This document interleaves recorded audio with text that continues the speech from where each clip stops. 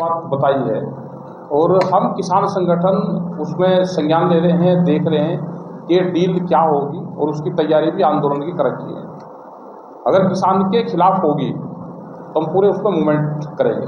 हमने कल चिट्ठी भी लिखी प्रधानमंत्री जी को, क्योंकि इसका असर दिख रहा है। हम अभी जम्मू कश्मीर में थे तो वहाँ पे सेब का किसान तो वो भी चिंतित है। वो दिल्ली तक नहीं आ सकता आंदोलन के लिए, लेकिन वो किसान संगठन के संपर्क में। हमारा SKM पूरा इस डील पे निगाह रखे हुए हैं। हम अभी मध्य प्रदेश में गए तो मक्का का वहाँ पे क्या हाल है, बिहार में क्या हाल है मक्का का, उत्तर प्रदेश में यहाँ से आप बुलंदशहर से लगा लो, आपका मक्का पैदा होती है पूरी। अभी 5 लाख मीट्रिक टन मक्का बाहर से आई तो 1400 रुपये हमारे यहाँ का मक्का का रेट है।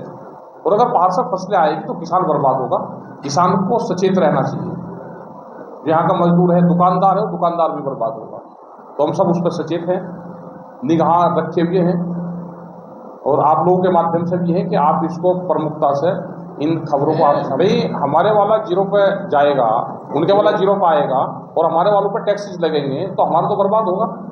ये है। और क्वालिटी कौन से आएगी, क्वालिटी और क्वांटिटी। अब जैसे अगर वहाँ से मिल्क प्रोडक्ट आएंगे तो हमारा तो बर्बाद होगा पूरा। पहले भी दूध की पॉलिसी चली यहाँ पे और दूध बाहर से आने की बातचीत हुई और उन्होंने कहा कि हम 25 से 30 रुपया लीटर यहाँ पे दूध दे देंगे तो हमारा किसान तो बर्बाद होगा। 25 से 30 रुपये लीटर दूध मिलता है, यहाँ का पशुधन खत्म होगा। जैसे एक देश है टर्की, हम वहाँ पे गए, हमारा संगठन वहाँ पे है, तो वहाँ पे एक भी पशु नहीं है। अब सब पशु वहाँ पर खत्म हो गए क्योंकि यूरोप से दूध आता है वहाँ। ऐसे ही भारत में अगर दूध खत्म होगा, पशु खत्म होंगे और दूध बाहर से आएगा। अब बाहर के मुल्कों को तो मार्केट चाहिए, यहाँ की जनसंख्या ज़्यादा है तो यहाँ पे मार्केट उनको चाहिए आएगा। इसको देखते हैं ये 2 दिन में क्या ही करते हैं, तो मूवमेंट तो शुरू होंगे यहाँ पे। और किसान संगठन कोई कमज़ोर नहीं है कि आप मूवमेंट नहीं कर सकते। मूवमेंट होंगे पूरे देश भर में, आंदोलन और मूवमेंट होंगे।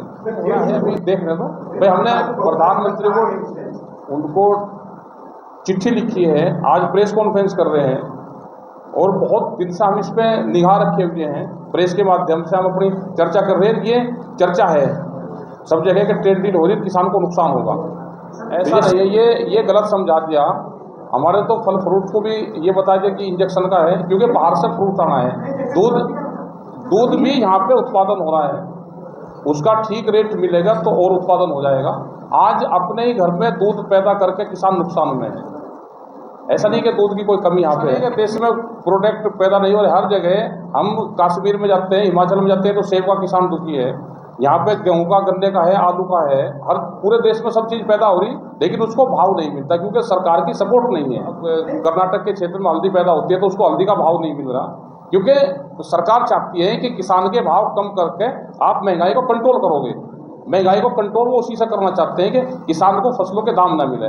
आपके भी सब गाँव हैं, आप जाके वहाँ से फसलों के क्या रेट है सबको पता है, लेकिन यहाँ के महंगे क्या रेट होते हैं। ऐसा नहीं है कंज्यूमर को सस्ता मिल रहा है। प्राइम मिनिस्टर पे ही तो दबाव बनवा रहे हैं, सब उसी पे दबाव बनवा रहे हैं। लेकिन देश में प्राइम मिनिस्टर या सरकारें सुनती हो तो जब बीता क्या कुछ हो। भाई हम आंदोलन कर रहे हैं, पिछले 13 महीने किसी देश की राजधानी को 13 महीने तक घेर कर रखा कभी?